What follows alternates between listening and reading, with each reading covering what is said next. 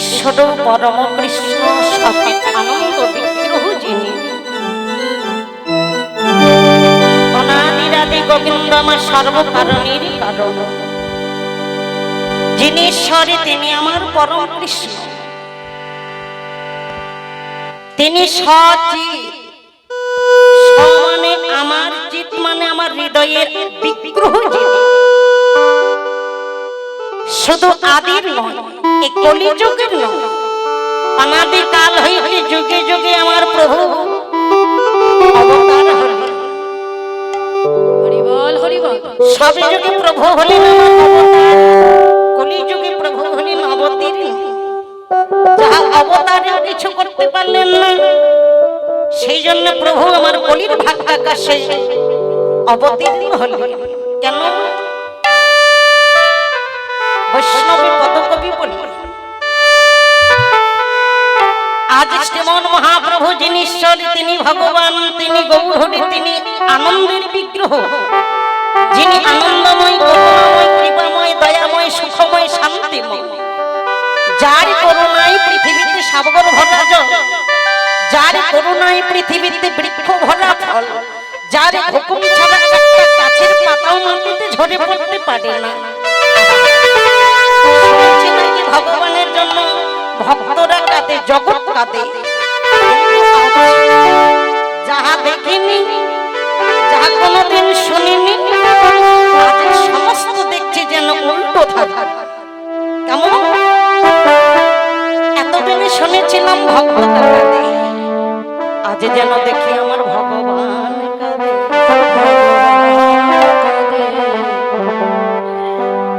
আচ্ছা বলো, আমরা যখন জগতের মানুষ কাঁদি কেন? জীবনে কখনো দুঃখ, কষ্ট, অভাব, অনাটন, যখন জলে দুঃখীভূত হই, তখন আমরা নয়নেরই জলে কাঁদি কেন? ভগবানের কাছে দুটো হাত বাড়াই দিয়ে ভগবানের কাছে প্রার্থনা করি, বলি ভগবান তুমি কষ্ট হতে তুমি আমায় মুক্তি দাও। কিন্তু যিনি সুখময়, শান্তিময়, প্রেমময়, আনন্দময়, যিনি ঐশ্বর্যময়, তিনি মাধুর্যময়, তিনি কাঁদছেন। কেমন কথা বাবা! জগতের মালিক যিনি, তিনি যদি নয়নের জলে কাঁদে, মা পরিবারের আর কি কেউ ভালো থাকতে পারে? পরিবারে আর কি সুখে থাকতে পারে? কি ভাবি বিহর হল গোলাপি যমুনে, আমার গোলাপি যমুনে, নয়নে জলে ভেসে যায় গোডারণের চাদর,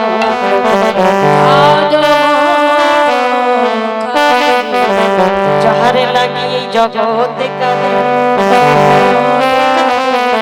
সেই হরি আমার ভাসে নয়নের জলে।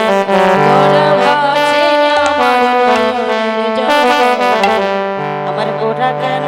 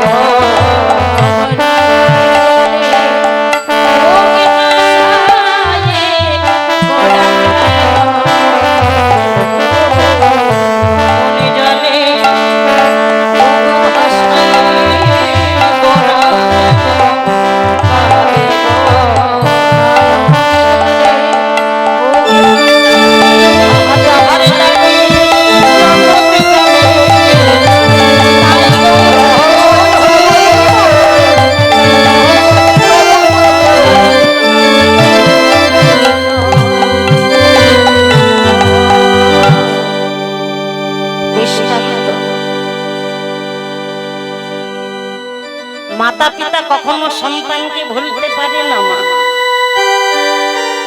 কিন্তু আমরা সন্তানরা ভুলে যাই।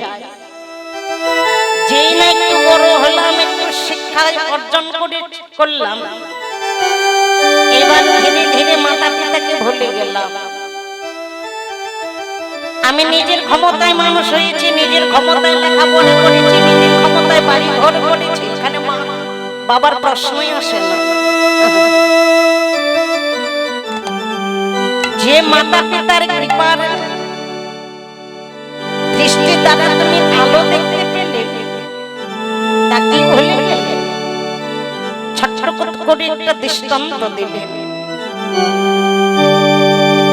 ধরেন আপনাদের মধ্যেই একজন দক্ষিণী মা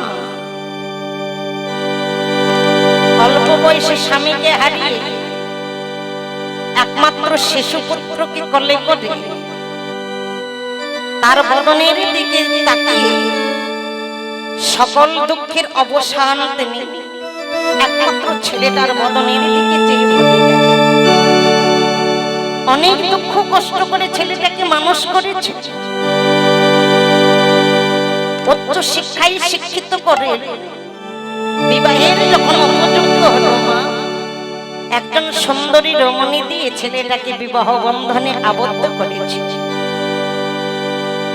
এবার কিছুদিন ওই সুন্দরী বউটা সংসারে যুক্ত হতে না হতে সন্ধ্যার সময় যে না স্বামী ঘরে এসেছে, স্বামীর পাশে গিয়ে বলছে, আমি একটা তোমাকে কথা বলবো। স্বামী মনে মনে ভাবছে হয়তো ভালো কথাই বলবে, বলো কি বলবে। বলে বিয়ের আগে শুনেছিলাম তোমার সংসার নাকি সুখের সংসার, তোমার সংসার নাকি খুব শান্তির সংসার, কিন্তু বিয়ের পরে এসে দেখছি যত সব ঝামেলা তোমার সংসার। ছেলেটা বলছে, এখানে তুমি ঝামেলা কাকে বলছো? পরিবারে মাত্র আমরা তিনজন মানুষ, তুমি, আমি আর আমার মা।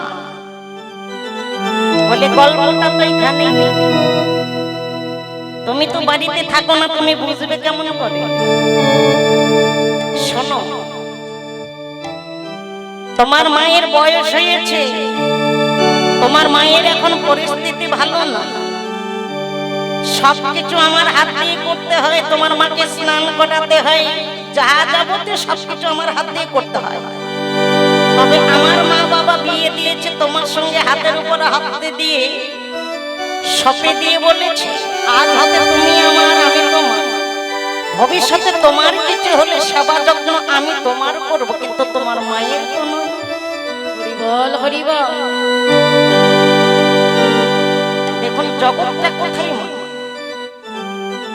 তোমার মায়ের জন্য আমি কিছু করতে পারবো না।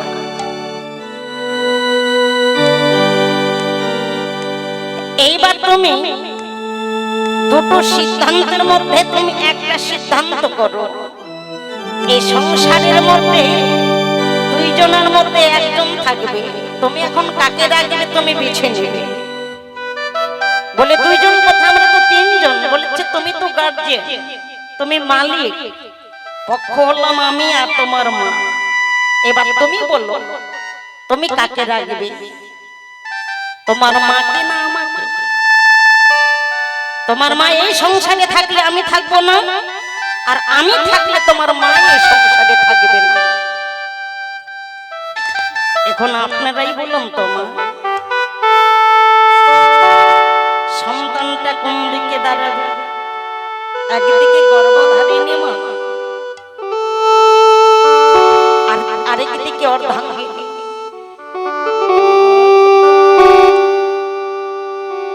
এক কথাই বলেছে তোমার মা এই সংসারে থাকলে আমি থাকবো না। ছেলেটা সবকিছু ভেবে চিন্তে হিসাব করে দেখলে মায়ের বয়স হয়েছে, মা বেশি দিন বাঁচবে না। এবারে যদি আমি বলি আমি আমার মাকে চাই, আমার অর্ধাঙ্গিনী আমার সংসারে থাকবে না, কেবল আমার সংসার শুধুমাত্র এই সময় যদি আমার সংসার ছেড়ে বউ চলে যায়,